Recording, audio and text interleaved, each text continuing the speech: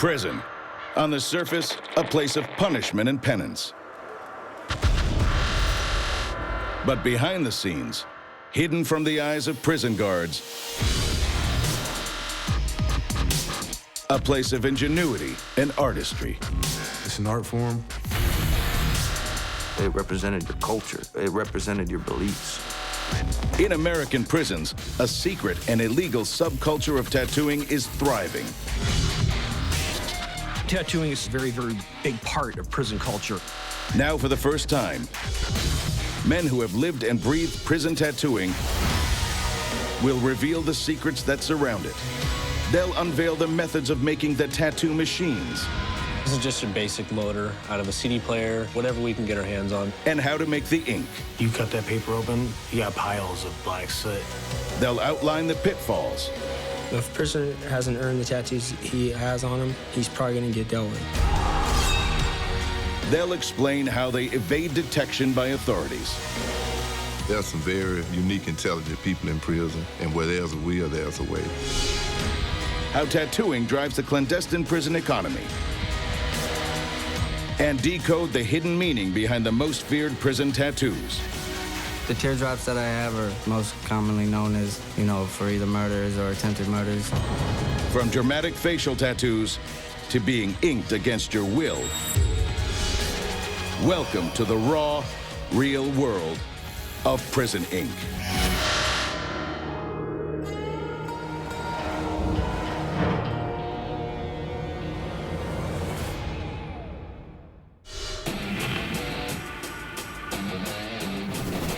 Of the over 2 million prisoners behind bars in America, at least 50% are inked. I like my tattoos are from either life experiences or what I've been through. I'm covered, head to toe. Prison tattoos can cover literally every inch of skin. I got transferred to a different prison, so one person did this one, the other person did that. Long considered the mark of the outsider and the outlaw, tattoos hold special significance to prison inmates. Oh, look at that King Tiger tank. My body's a mural, and it has a story that can go over for days. But actually getting inked behind bars means breaking the law. It's not allowed to tattoo in prison. Because of the risk of infection, tattooing in U.S. prisons is illegal. This forbidden status means no professional inks and equipment are allowed, giving rise to a unique style of single needle tattooing known as black and gray. Black and gray tattoo emerged simply based on the limits of the technology. They did not have the access to multiple needles. They didn't have access to real tattoo needles. In your average tattoo shop, the artists are using sophisticated coil or rotary machines. Precision coil devices can cost up to $700 each and are intricately crafted. A tattoo machine basically is made up of springs, coils, capacitors, copper pieces, front springs, rubber bands. Basically what it does is you hook it to a power supply. So when electricity pushes it down, the magnetic part pushes it back up. Depending on what you're doing, you use different needle groupings. Basically, that's the rundown of a tattoo machine.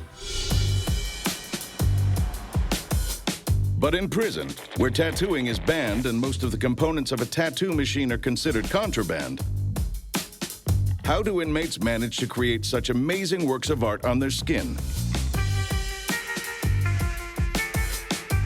Inmates behind bars can make almost anything if they put their minds to it. It's fascinating what they can come up with. The ingenuity begins with the construction of a makeshift tattoo machine, using whatever inmates can get their hands on. So, with pretty much every prison tattoo machine I've ever seen or I've ever made, consists of a regular pen, and on the inside there's a pen filler, which you take out. Convicted of assault, 27-year-old David Chance is an accomplished prison-style tattooist. He's revealing his techniques on camera for the first time.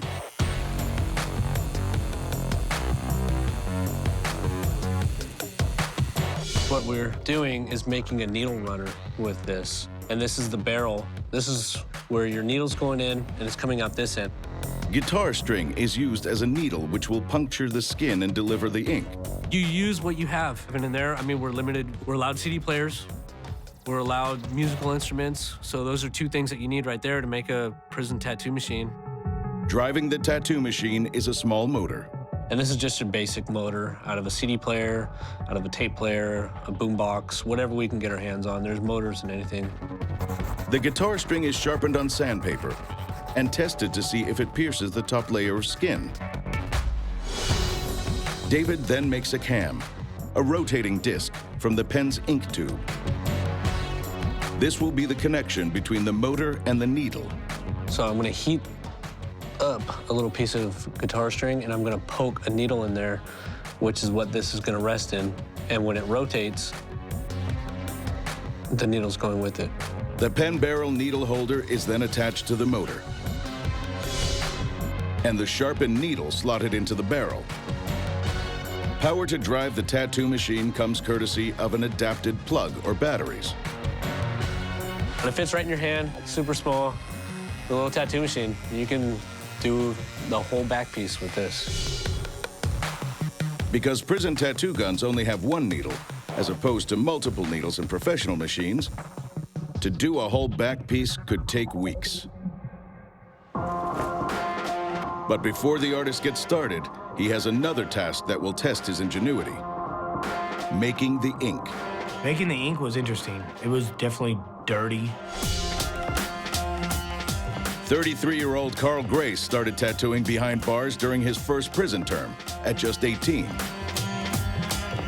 He becomes a master of making his own ink, but the process creates hazardous fumes. Luckily, they sold fans in prison, so I would get 2. But I'd get like an empty tuna can, I'd fill it up with baby oil, poke a hole through the center of like the lid, and then I'd get like a brand new mop strand. And I'd stuff it in there on like an old-fashioned wick, throw some baby oil on it and light it, and it would smoke like crazy, like black soot. And we just take our lunch bags, I get a brown bag every day for lunch, and just fold it nice and neat right over it. And it would burn for 6 hours, and when you're done, man, you cut that paper open, you got piles of black soot. And then we just mix that up with a chapstick cap of VO5 and like 5 caps of water and get some ink. I don't know how healthy it is for you, but I got it all over me, and I'm all right.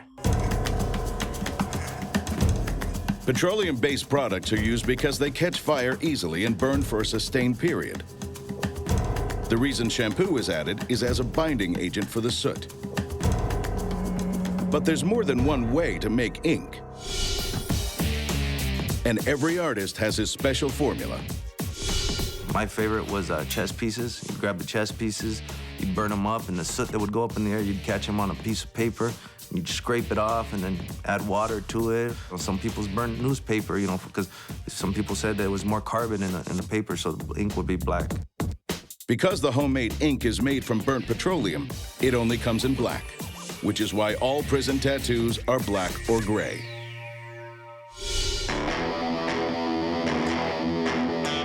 With the homemade ink, that's all you have is black and then shades of black. With a prison-made tattoo machine and homemade ink, the inmate is ready to start tattooing. But now comes the most difficult element of the prison ink process: mastering the craft.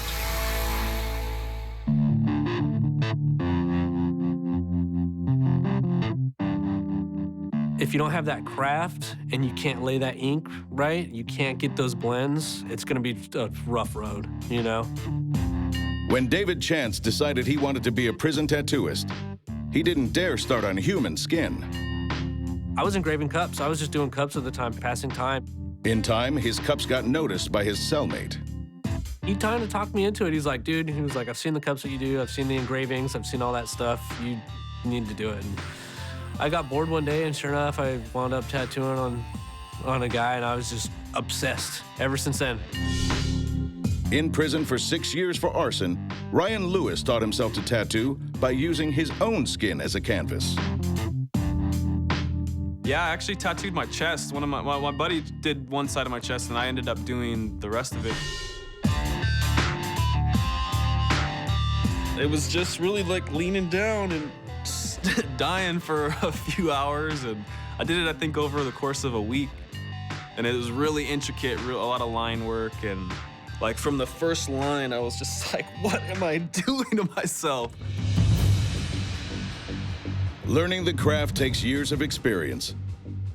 Something Josh Hagan had none of when his cellmate talked him into trying to tattoo.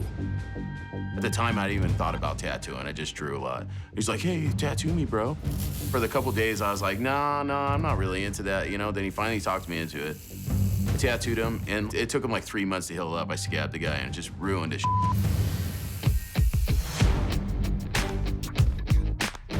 According to convicted armed robber Derek Sanders, inmates who decide to get tattoos should first check the artist as a master of his equipment and his craft. Some people are good, some people are bad, some people are just beginning, you know, just testing the waters. But basically what I did before I got my tattoos, I watched other people, you know, watched them perform their art on other people. And I made that my decision of who I would, you know, choose to do my tattoos. But even when you've nailed the equipment and the craft, there are other pitfalls waiting in the world of prison tattoos. The little-known world of prison tattooing is a subculture all of its own. Some designs are art for art's sake, but others are symbols that can hold life or death significance. Getting inked without understanding the hidden language of prison tattoos is a definite health risk. So if an individual wants a tattoo, they'd better be real sure that they're not going to offend somebody. Richard Lichten is a 30-year law enforcement veteran who works in America's most violent prisons.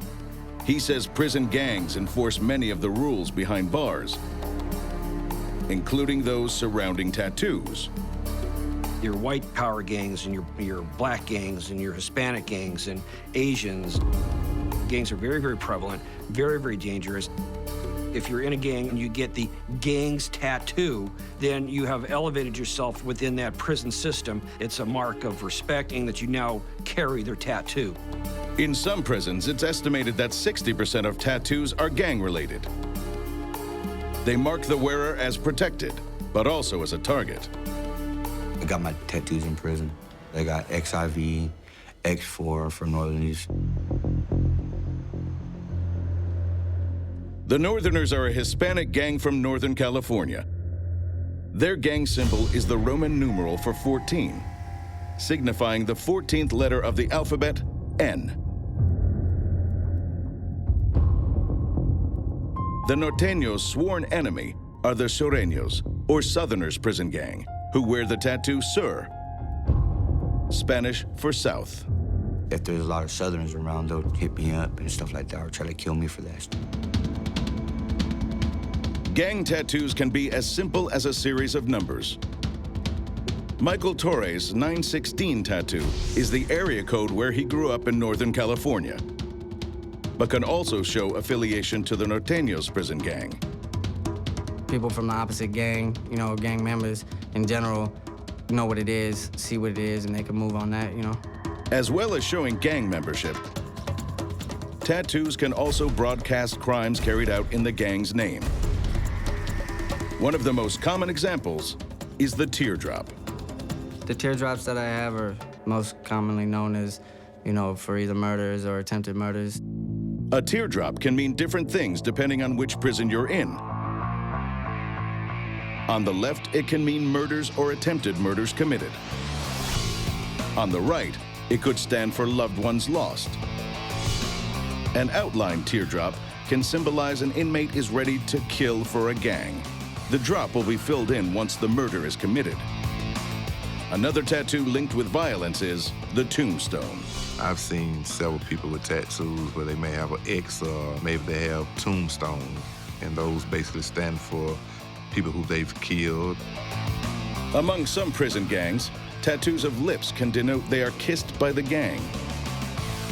Lips inked in black can stand for the kiss of death, meaning the wearer is ready to kill. 3 dots can stand for La Vida Loca, or my crazy life, while 5 dots indicates a history of incarceration.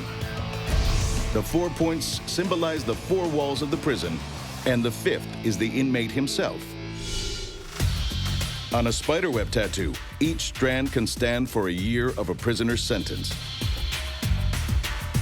Other tattoos that can indicate prison time are a clock with no hands to signify a long stretch, and the comedy tragedy mask, Smile Now, Cry Later.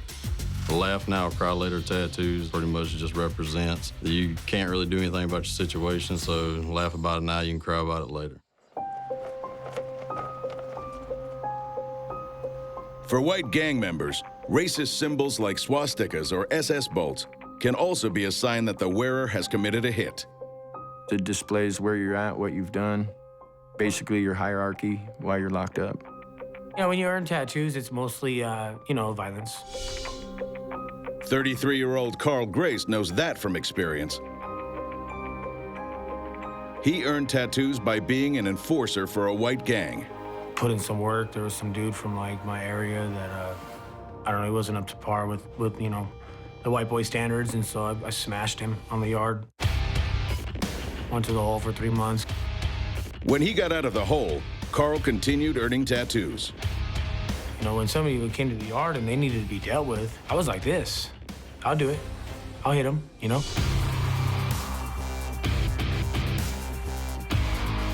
I have like a huge crucified skinhead on my side that I earned for handling some business in the yard that I was pretty proud of at the time. Carl says the majority of these tattoos are earned not through gang-on-gang, but intra-gang violence. This guy messed up, he's got to be dealt with, and somebody's got to do it. It's mostly in-house cleanup all the time. That's how you earn tattoos. I mean, that's how you're supposed to. Not everyone knows the secret code of tattoo meanings, and for those who break it, there are penalties.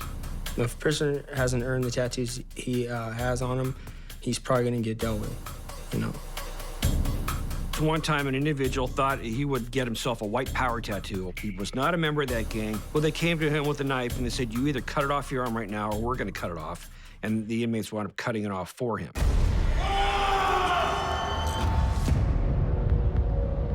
According to David Chance, the punishment can also be dealt to whoever created the unearned tattoo. It falls back on the artist. Well, who did that? Oh, where did he do that? When did you deserve that tattoo, I refuse to do all the racial swastikas and bolts and stuff like that, because you got to earn that stuff and then get me in trouble if I'm just passing it out. While gang affiliation guides the choice of some tattoos, behind bars, an equally strong influence is race. Every nationality leans more towards their heritage. Like the white folks, you got them more towards the Aryan, more medieval. As where the Mexicans, you got the Aztecs and stuff. And you got the blacks, they do the black rights movements and stuff like that. White prisoners like Carl Grace favor very macabre images. I have a lot of demons. People in prison aren't happy. Nobody wants angels. Nobody wants butterflies. People want demons. They want skulls. They want death. Especially the white boys. That's what we're into. We're into the crazy. Ryan Lewis has Native American heritage, which is reflected in his prison ink.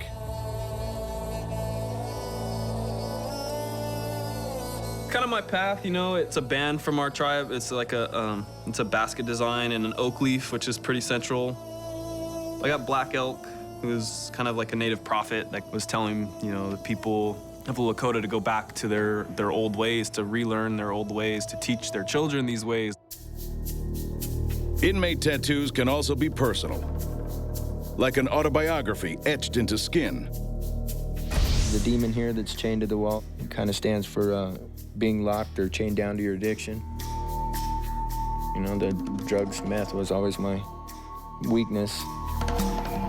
Prison ink can tell of struggles in the past or dreams for the future. My dad was an Iron Horseman in his younger days, and he'd always ridden Harleys, so I wanted to buy myself a Harley. And I figured, well, if I get it tattooed on me, then I'll have to get one when I get out. Sometimes your tattoo choice is going to refer to the life that you left behind. Sometimes it's going to refer to the life that you're going to want to get to on the outside. Sometimes it just refers to the prison life that you're leading right here.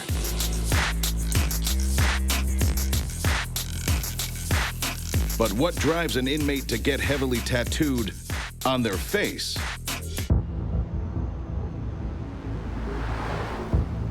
America's prisons are home to a secret tattooing culture that flourishes despite being illegal. And some inmates take prison ink to the extreme, covering their whole body, even their face.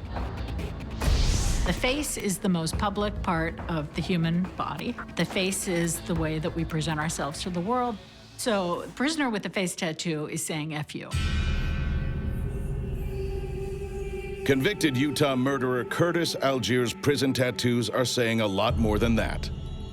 Algier killed a corrections officer, and his mugshot has been called the face of hate because of its neo-Nazi and white supremacist symbolism. As well as swastikas and iron crosses, he has more coded indicators of his extremism, such as the 88, which, because H is the 8th letter of the alphabet, stands for Heil Hitler. On his cheeks, he has the Valknot, a Norse symbol of 3 interlocking triangles that shows a willingness to die for a cause. Latin American gang members are also known to commonly wear facial tattoos to increase their intimidating appearance. This inmate displays the Roman numerals XV3, coded symbol of the 18th Street Gang. It's like war paint in prison, you know, that's why people get all that crazy on their face and neck, you know, they want to look nutty, you know, they want to look crazy. But sometimes a facial tattoo can also have more personal resonance. Asa Crow kicked a heroin habit behind bars, something he's reminded of every time he looks in the mirror and sees his chin tattoo. The fish represent, you know, serenity or calmness, you know, and the dots kind of represent my mind and my body and my soul, you know, just kind of, I had to get control of all that before I, you know, paroled was my goal. Whether an inmate is inked for his extreme beliefs, his gang, or his own story, he's taking big risks by getting tattooed behind bars. The tattoo kit, the tattoo gun, is contraband like anything else, and it's against the jail rules. The guards will seize that contraband, and then you'll spend some time in what's called discipline. The inmates would call it the hole. Yet prisoners' desire for tattoos is so strong, solitary confinement isn't much deterrent. I went to the hole like 4 or 5 times. My mentality was kind of like, F you, I'm gonna do what I want, and if you don't like it, I don't care. Carl Grace's cellmate, Josh Hagan, is caught tattooing twice by prison guards. He's slapped with an extra 60 days on his 7-year sentence. What hurts more than that? The confiscation of his tattoo machine. Yeah, the thing is, you get this nice little setup that you spend a whole bunch of time trying to put together, and they take it away. And then now you got to like go out to the yard and try and hustle up new parts to put this thing back together, and that was a pain in the ass. Your cell gets tore up and your whole situation gets tore up. You lose all your equipment and ink and all that. To keep tattooing behind bars, inmates have to find somewhere to hide their kit. We had 2 electrical outlets and they were, you know, bolted into the wall. And my cellie had access to the tool that we could loosen these bolts up. And in this box had this perfect compartment where you can hide tattoo machines, dope, weapons, whatever you want. It's hidden the same way you'd hide a prison weapon or narcotics, within mattresses, within cracks in the wall, inside of a toilet, because there's 1,000 places to hide it. I had a magnet on the back of mine, so you just throw it up under a bunk, and it's hidden. And you kick back like you're watching TV. The majority of prison tattoos are done in the cells, which means while laying ink, inmates need to appoint a lookout. The process is that you have like a point man that would keep eyes for you to make sure that they don't walk up in on you. But with harsh penalties for being caught tattooing, What makes being a prison tattoo artist worth the risk? The first answer to that question is status. Being a tattoo artist in prison definitely gives you a lot more merit. A lot of people want to be your friend. Getting tattooed by the guy that did the best work in there, it was an honor. Not only does being a tattoo artist boost your social standing in the joint, it allows you to become a major player in the clandestine prison economy. Prison's like a city, you know? So everybody's got their little job. My tattoo, that's my job. You want a tattoo, you come see me. You want a drawing, you come see me. That's how I sustain myself. If it was a straight up business transaction, whatever they can get from the store, food, cosmetics. Somebody needs to get tattooed. You're like, yeah, just throw me a jar of coffee, $6 right there, and you tattoo them for 20 minutes, and that's good. If you can smoke, you can get tobacco, you get tobacco. If you're a dope head, you can get dope. But if an inmate wants to enjoy the spoils and status of being a prison tattoo artist and stay alive, he has to learn to respect the secret codes of conduct, codes that are specific to each prison. In jails or prisons, there are written rules that you get. No escaping, no fighting, no swearing, and that sort of thing. But there are many, many unwritten rules as well that are just as important to your safety and welfare. In Asa Crow's prison, the unwritten rules made it forbidden to tattoo across certain racial and gang lines. Definitely couldn't tattoo the blacks. That'd be a death sentence. Couldn't tattoo the Norteños. It's also a death sentence. Did tons of any gang you can think of from Southern California, from Bakersfield down, I did it. Every gang. So, I mean, I had all these people in my cell, murderers, kidnappers, drug dealers, you name it. I tattooed them all. Behind bars, prison tattooists ply their trade for drugs, for status, and for the pure thrill of artistic expression. But some artists will rise above the rest.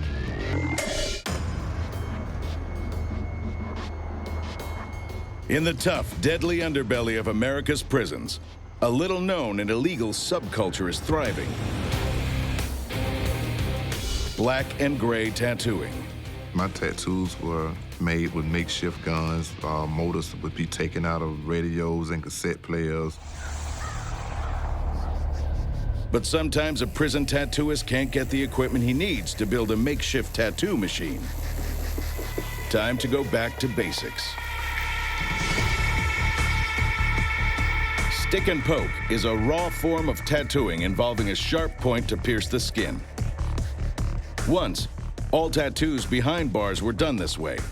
Today, it's a method more often used in county jails, where contraband materials are harder to obtain. Sometimes you couldn't get a machine, you couldn't get nothing. You grabbed a little piece of metal, sewing needle, whatever you could. Just hand poke it, just push that ink in. You can't achieve any sort of depth or anything like that with the stick and poke, but I mean, you can pound ink into the skin with a nail if you wanted to. Prison tattoo artist Mark Martin used paper clips or staples as needles. You get them in paperwork that your lawyer brought. You can see them on the floor that maybe a guard dropped. Crude as the method is, some of the finest prison tattoo artists started their career with stick and poke. Even the man considered the godfather of prison style, Freddie Negretti. I was doing pretty big tattoos, just hand poking, and on all my homeboys. It's like whenever we got a chance, I'd be hand poking on them. Freddie's rise from gangbanger kid to famed prison-style tattooist begins in LA's San Gabriel district in the 1960s, when he joins his neighborhood gang, Sangre.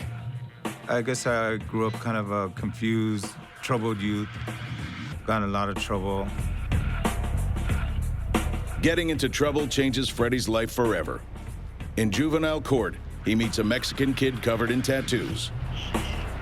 I was like, what are these tattoos? What does this mean? And I was just obsessed with this guy. I remember he told me, yeah, you get a needle and thread, and you dip it in ink, or you can even use a girl's mascara, So I got out and I got my older sister's mascara. And that night I pitched a little tent in my bed with a flashlight, and I hand poked this little thing on my hand. As Freddy grows up, his gang crimes get more serious. He finds himself in juvenile prison and begins forging his own tattoo style, rejecting the colored tattoos popular in tattoo shops. First of all, we thought that color tattoos were cartoony. You know, shop tattoos had the thick lines and they were simple designs. We felt that it was more real if you had thinner lines and less of a line showing. And the tones of gray, you know, because what we were trying to accomplish was like a black and white photograph. So shading and fine lines was a big thing for us. And that's what black and gray is all about. Behind bars, Freddy realizes the limitations of prison-style machines. Straight lines are impossible because the needles wobble, so Freddy innovates. I came up with just a matchbook paper to go over and then tape it around the side of the machine, and it held the needle steady. And so our line work was coming out much better and straighter. And then for shading, I would take it off because it was okay to have the needle wobbling around because we just made circular motions, you know. Freddy also experiments with ink production to give him a range of black and gray tones. Another thing that we did was to get the ink and evaporate the water out, and it would make a blacker, you know, denser ink. And also to add a little bit of baby oil or water to the ink to make it lighter, like a lighter gray. So we were coming up with different tones of gray. The results of Freddy's innovations are classic Hispanic images like the Chara Girl and the Virgin of Guadalupe. Then in 1976, Freddy develops a tattoo that will become a Chicano classic. Smile now, cry later. I saw a little ad for an acting workshop, and you know, there was the comedy tragedy faces right there. Well, my favorite song at the time was Smile Now, Cry Later. It was an oldie but goodie song. And when I saw those, I immediately thought of Smile Now, Cry Later. Behind bars, Freddy builds a reputation as a master prison tattooist. But his rise to become the godfather of prison style will be tainted by tragedy.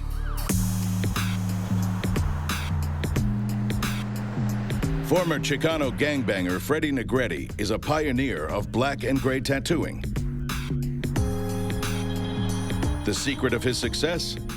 Learning to tattoo behind bars.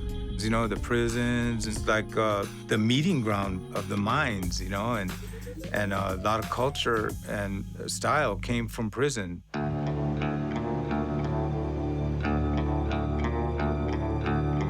Caught up in Chicano gang wars, Freddy first starts tattooing in Youth Authority Prison in the 70s. Using handmade tattoo machines and self-produced ink, he devises a fine line black and gray look that defines prison style to this day. But what he never expected was that prison-style tattooing could give him a lucrative career on the outside.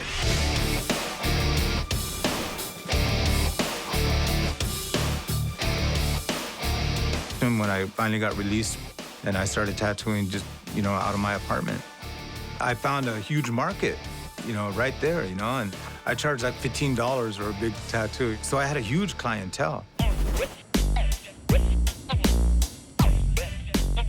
In the 70s and 80s, tattooing comes of age, gaining mainstream acceptance. Freddy begins working at East LA tattoo shop, Good Time Charlie's.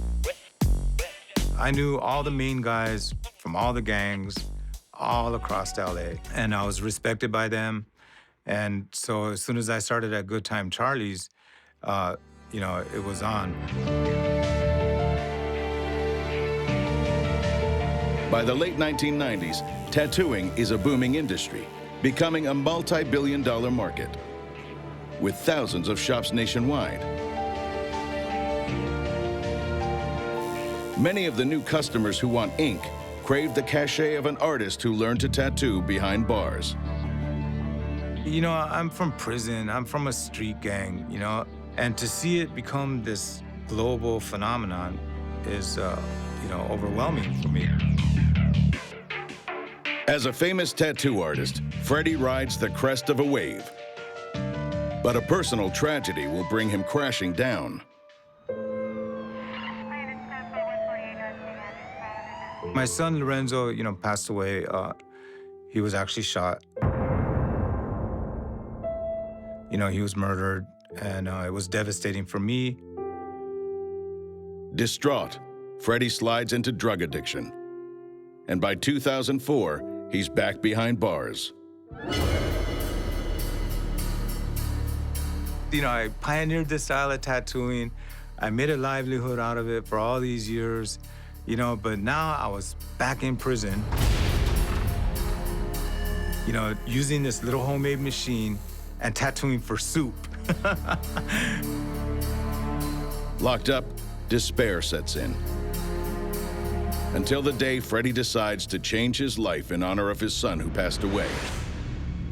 If he could see me, how would he want to see me? A loser on drugs, dying in prison, you know? Or would he want to see me a success, you know? Freddie beats the drugs and is released in 2006. He memorializes the son he lost with a tattoo of his nickname, Frosty.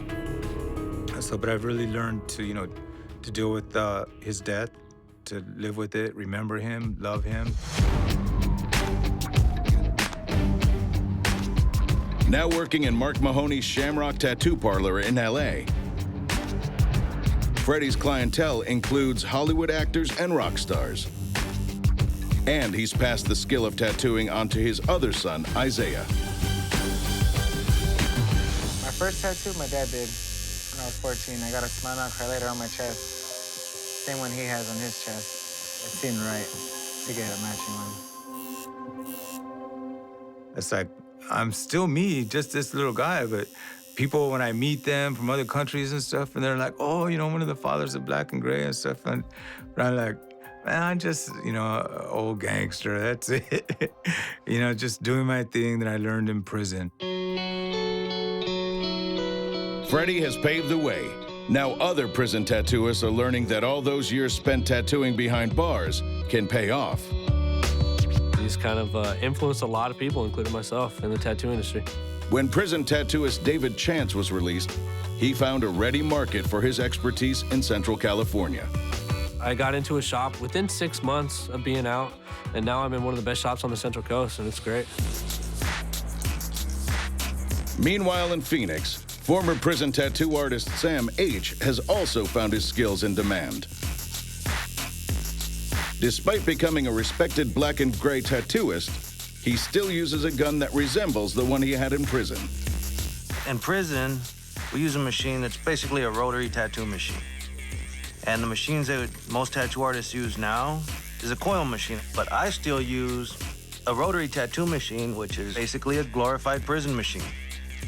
And I can do things with this machine that I can do with the prison machine, except 100 times better. I just feel it. It's my roots. I started off with the homemade machine, you know, Walkman motor, guitar string, you know, dipping it in some Pelican, and still what I use today. But while prison tattoos are a springboard for success for some, in other cases, they're just the opposite. Prison tattoos, forged in adversity. These marks of identity can have a dark side, especially when applied against an inmate's will. In 2006, a convicted child murderer in an Indiana prison was inked by force. The words "Katie's Revenge" were tattooed into his forehead by another inmate. Katie was the name of his 10-year-old victim. Prisons and jails are very, very dangerous places with some very, very dangerous individuals that reside in them. But there are other perils in this world of prison tattoos. Less obvious, but no less dangerous. There's no way to sterilize while you're in prison, so therefore you gotta high risk of hepatitis, AIDS, staph infection. Even outside prison, tattooing carries a risk of bloodborne diseases and infection. But among inmates, rates of infection of HIV are 4 times higher than the general population, and hepatitis C up to 10 times higher. And nothing transmits bloodborne disease better than a tattoo needle. But some inmates say you can minimize the risk. When I tattooed, every time I tattooed somebody new, I would make a new setup for them because, you know, I wasn't that guy that was like, oh, let me pour bleach down this tube and like clean it up and like use it on somebody else, like, because that's pretty gross, you know, because I don't care what people think, but bleach doesn't kill everything, you know? So like every single person I tattoo, I'd have to make a new setup for them. Incarcerated for 11 years, Art Powell received many tattoos, but always provided the needles and ink himself. I kept my needles. I watched them clean the guns. I kept my own ink. I kept all my stuff because, you know, I knew it was a possibility that could happen. So I took those measures not to make sure it didn't happen to me. But even if you avoid contamination, there are other downsides to getting prison ink. And they start outside the prison gates. The streets of West Atlanta. 25 years ago, they were the scene of a bloody gang turf war. And right at the center of it was this man. People would call me Trigger because I was known for shooting people.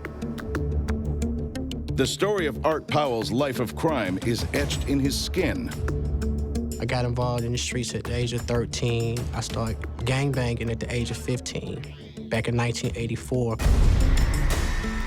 By the late 80s, Art Powell is a high-ranking member of one of the most notorious gangs in Atlanta history, I Refuse Posse. We controlled the southwest side of Atlanta, tried to take over the city. Was involved in a lot of crimes, and a lot of the cases I was involved in were high-publicity cases. By the early 90s, Art's joined another gang called Do or Die Mafia and winds up in prison. We basically was robbing businesses, and we robbed the business and it went bad. And one of my co-defendants was shot. And that's pretty much, that incident is what sent me to prison for 11 and a half years. Like many inmates, Art gets his first ink behind bars and can't stop. I got my first tattoo and it was like an addiction. Well, with the Do or Die Mafia tattoo, that was the name of my crew I was with when I got incarcerated. So I got that tattoo, you know, as a symbol to say, okay, you know, this is who I'm with, and this has put me in a position to be incarcerated. Now released, Art's on a mission to stop other kids following his path. I helped form one of the most notorious gangs in Atlanta history called I Refuse Posse. And a lot of people died, a lot of people was incarcerated. One of his messages, tattoos can be a first step to a life of crime and incarceration. How many of y'all ever thought about getting tattoos? Be honest, this is just thought, like you had the thought of getting a tattoo. Okay, don't get it. Once they see my tattoos, they ask questions, and I look at that as a door or an opportunity to communicate with them. And don't get them. It's a brand you have to wear. It gives people an opportunity to stereotype you. It gives people the opportunity to deny you. Art believes the stigma of having a tattoo can limit your opportunities, making crime a more attractive path and prison a more likely destination.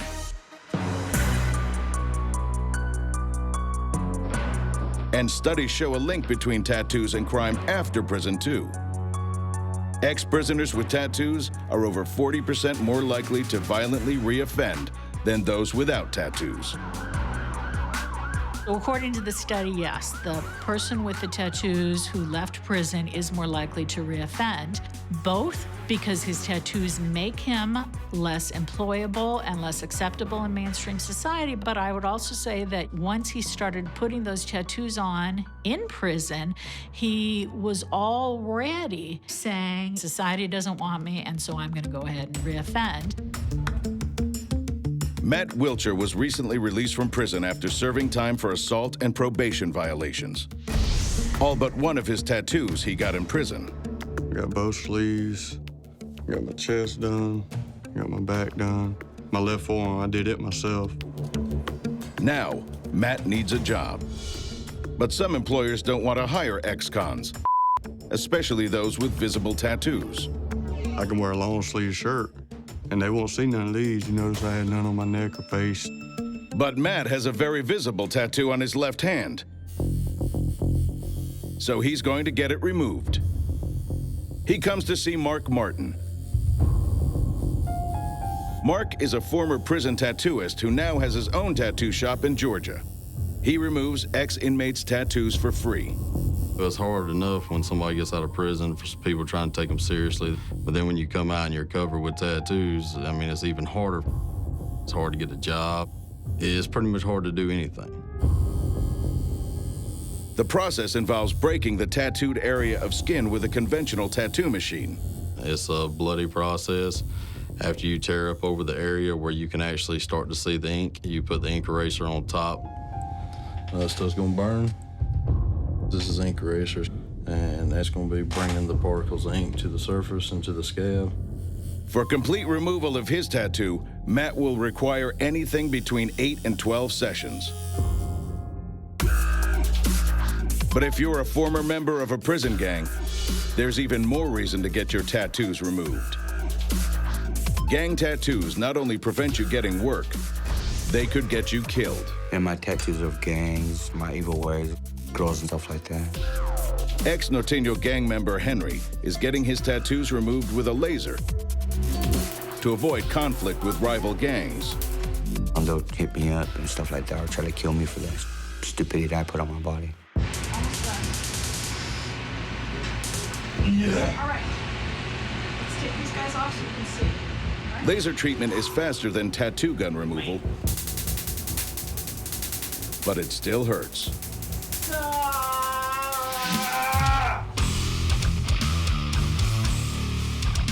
While for some, prison tattoos are a source of regret, to others, the secrets and risks of this hidden subculture are part of the attraction. Tattooing would give me the opportunity to get my mind away from the prison. And I was fortunate enough to have something that would release me from there. From learning to make the equipment, to becoming fluent in the subculture's hidden codes, prison tattooing doesn't give up its secrets easily. But to many, it's an art form that flourishes even in the most hostile of environments. And a subculture that performed the ultimate escape act by scaling the prison walls. Us little gang members, you know, even though people hated us so bad for the bad things we did, we gave the world beautiful tattoos and beautiful art.